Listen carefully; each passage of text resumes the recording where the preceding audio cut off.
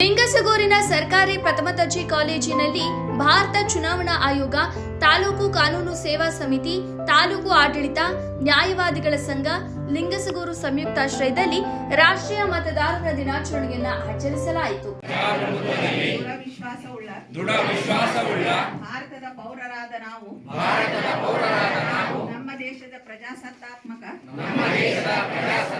ಸಂಪ್ರದಾಯಗಳು ಮತ್ತು ಮುಕ್ತ ಚುನಾವಣೆಗಳ ಘನತೆಯನ್ನು ಎತ್ತಿ ಹಿಡಿಯುತ್ತೇವೆಂದು ಮತ್ತು ಪ್ರತಿಯೊಂದು ಚುನಾವಣೆಯಲ್ಲಿ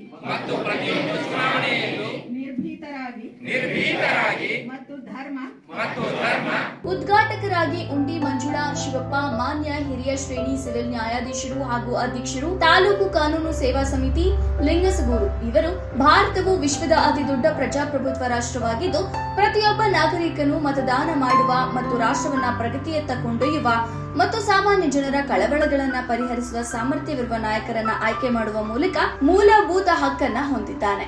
ರಾಷ್ಟ್ರೀಯ ಮತದಾರರ ದಿನವು ಭಾರತದ ಭವಿಷ್ಯಕ್ಕೆ ನಿರ್ಣಾಯಕ ಮೂಲಾಧಾರವಾಗಿ ಕಾರ್ಯನಿರ್ವಹಿಸುವುದರಿಂದ ಅದರ ನಾಗರಿಕರು ತಮ್ಮ ನಾಯಕರನ್ನ ಆಯ್ಕೆ ಮಾಡುವಲ್ಲಿ ಮಾಡುವ ಆಯ್ಕೆಗಳ ಆಧಾರದ ಮೇಲೆ ಇದು ಅತ್ಯಂತ ಮಹತ್ವದ್ದಾಗಿದೆ ಎಂದು ಹೇಳಿದರು.